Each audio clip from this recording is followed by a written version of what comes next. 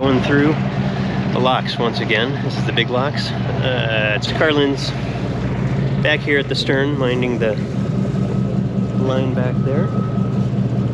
And what happens when we go down these big locks, we actually pay out the lines as the locks drain out as we go outbound into the Sound. Should be a good adventure running down to Alderbrook this fine day. We have small craft advisories starting tomorrow at 6 a.m. going till 6 p.m. So we're just gonna make the weather window, and that's what it's all about. And back here we've got our friends MV Rome with the 62 Navigator. I think it's gorgeous. They're gonna be going through small locks. Lucky them. Join us on the Elli-Yacht as we realize our 5-year plan with the kids. Grown up, moved out, graduated from college. We take the dog, sold everything, and kitted out the boat so we can cruise the Pacific Northwest, all while living and working in the heart of Seattle. How you doing? Good.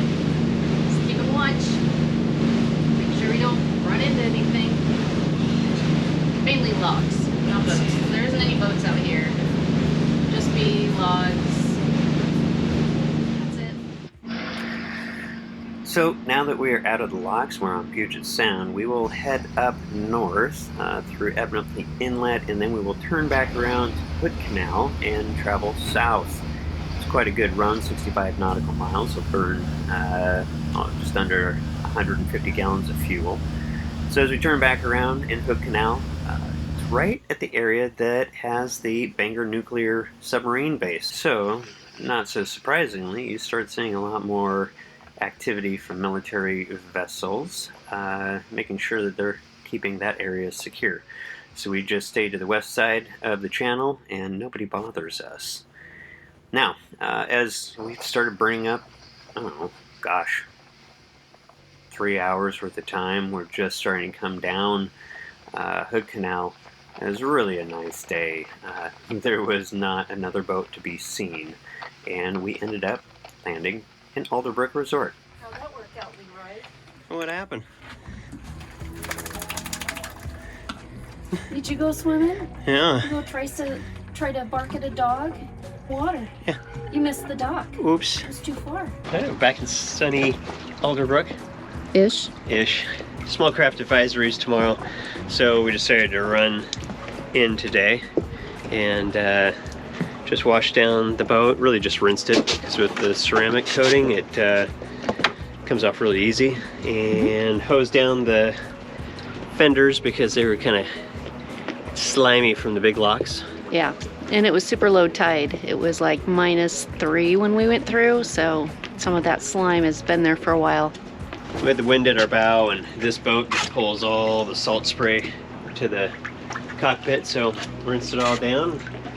And now it's time to put on some nicer clothes and... Yeah, 7:30 dinner reservations. It's so quiet and peaceful out here. I really like it. It's nice. It's gonna be a good vacay. It is. And right on time in the morning, that weather front came in that caused those small craft advisories. We've got some crazy weather today. We've got 15-mile-an-hour winds and gusts up to 30, so we're putting our trusty old shackles on to help with that. Yeah, and we also have this extreme low tide. It is -3.87. To give you a point of reference, see this piling? It is about... It's gotta be 30 feet. Yeah, because we're 25 feet off the water line, and it's got a foot on us, and it just hit low tide. Yeah, we're at the peak right now. And tonight, when you talk about crazy, Then it goes the opposite way. yeah, it's an extreme high, 13 plus, which means that piling, we'll take another shot of that, but I'll probably be able to put a beer on the top of that thing at the dock, which is hard to believe. And on this piling, since it's so exposed, you've got all these mussels and barnacles that are normally under the water.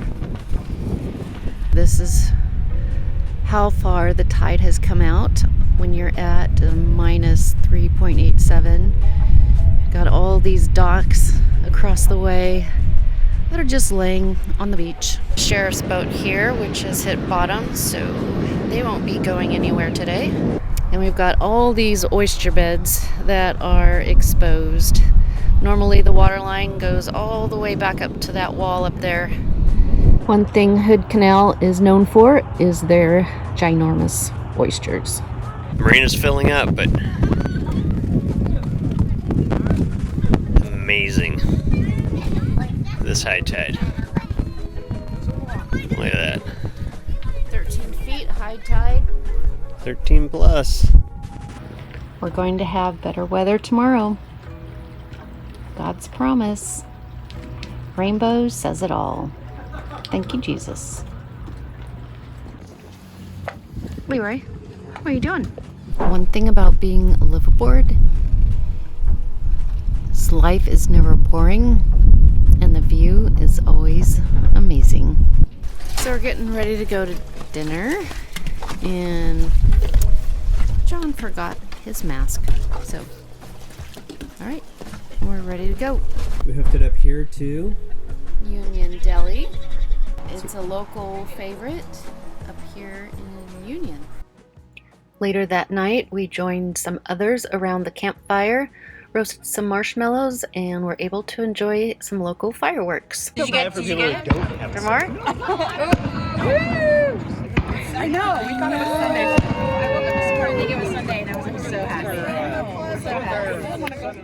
We enjoyed our last morning at Alderbrook before we untied the lines and headed back over towards Pleasant Harbor to spend a night there to shorten the trip on the way home.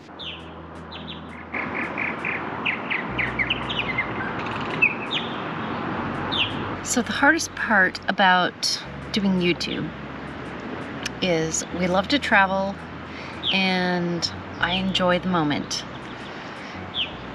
But at the same time, it's hard to record the moment when you're enjoying the moment. I want to share, but at the same time, I want to enjoy.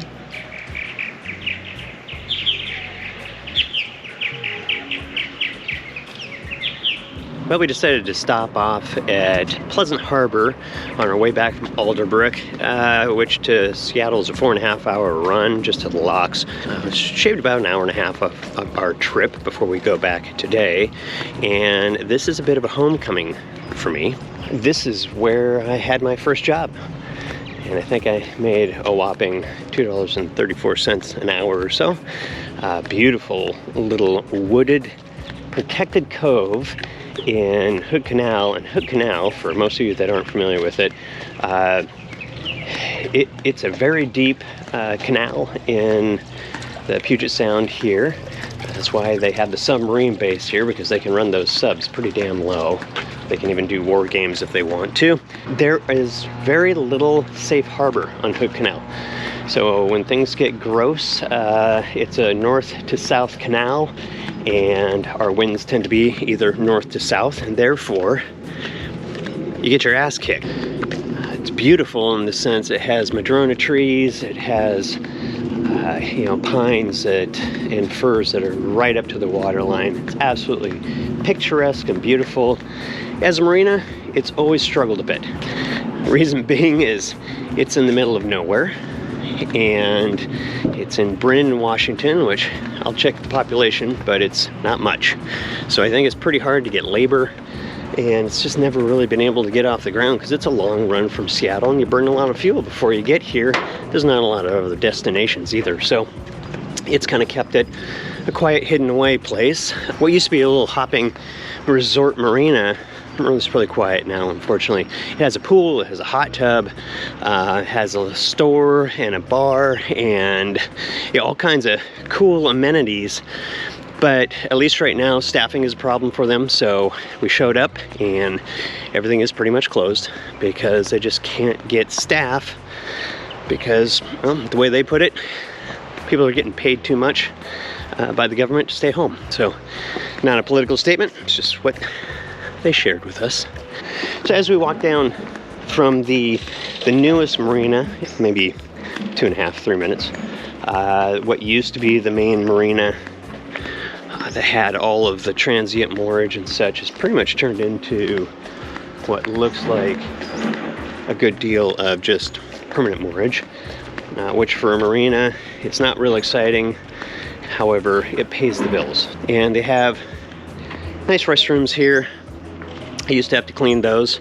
That's where my love-hate relationship started with sailboaters. They used to drop the hook out there at night, not pay for moorage. They'd come in early in the morning. They would destroy the bathrooms, and then they'd head out. And guess who had to clean up the bathrooms? I did. And then the entire marina full of boaters at that time would use the restrooms, and they would make nowhere near the mess the sailboaters did. So it's my personal experience that's created my bias. So I apologize. Over here, they have laundry with actually really nice upgraded front loaders. They have a store here. Up on the top is where that bar and grill is, with a great deck. But again, closed, can't experience it because of the labor shortage right now. They do have an additional bit of a cafe here, and here at the end is a pool with a hot tub that's gorgeous. Their docks are been upgraded and very nice, which is a tough thing to do, and it's very expensive. 50 amp power, 30 amp power, great water. They have pump out on the docks, which over on the West Coast is pretty rare. So it's kind of a nice amenity. They actually allow liveaboards over here. The only problem is, I would think it would be boring, because at least as a kid, there wasn't a lot going on. And I thought maybe it was just because I was a kid, but now that I'm over here as an adult, it's pretty slow. I don't think I could call this home, even though it's absolutely beautiful, and if you're a bird watcher, it'd be the place to be. Coming down here, this is a gas dock. Using the same pumps that I used to work. Gosh, I worked these pumps 40 years ago. Same pumps. They were old when I was a kid. This is where it all started for me. So heading back up here, when you're a kid, short legs and 13 years old, making that run back up to the store, if you had to turn on the pumps, which you did up there, run down here and then be able to pump people's fuel, that was a long run for short little legs. As beautiful as this little marina is, and the ability to have you know, really a great little resort, I don't know, it just hasn't been kind to Pleasant Harbor, but brings back a lot of memories. And like I said, my days of my first job for my first 2 summers being 13 and 14, pumping gas.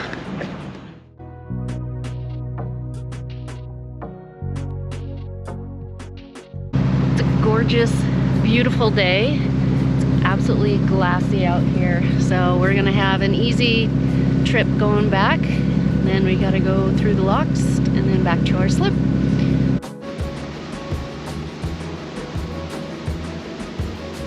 Once we get to the locks, we'll get some fuel, probably about 250 to 300 gallons. Called around, was able to negotiate a bit lower of a price. So we'll do that, and we'll pump out. We have a week's worth. It's getting full.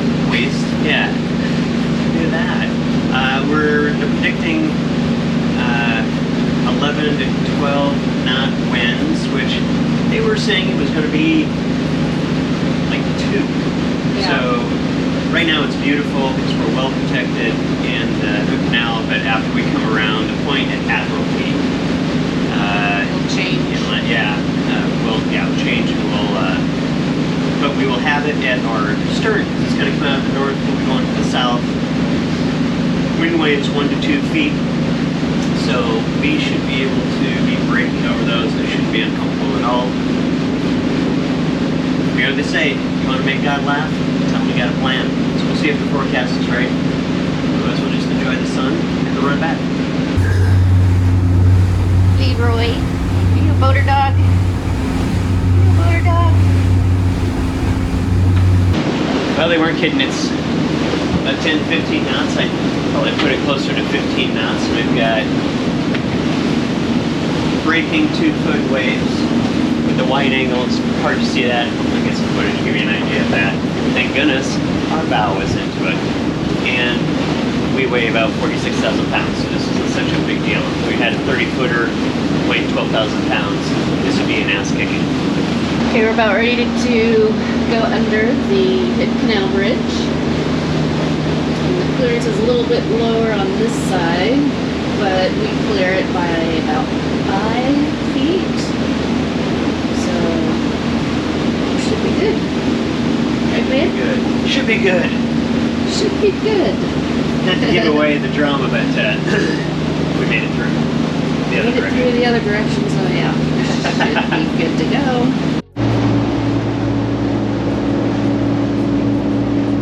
What's that say? 30 feet. Clearance. Vertical clearance. 30 feet.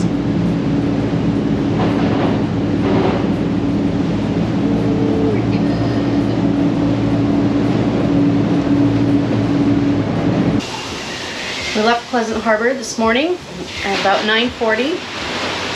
Got back to our slip about 3 o'clock. We were lucky. We were able to get through the locks. We were the last boat through the big locks to make it through, which was perfect timing because the wind picked up just as we got into our slip. John is washing the boat down right now. Get all the salt water off with a ceramic coating. It just washes right off, and we'll have someone come out later this week and do a thorough wash on it. So, should be good to go. Boating is not for the faint of heart. It takes a lot of work, but super fun.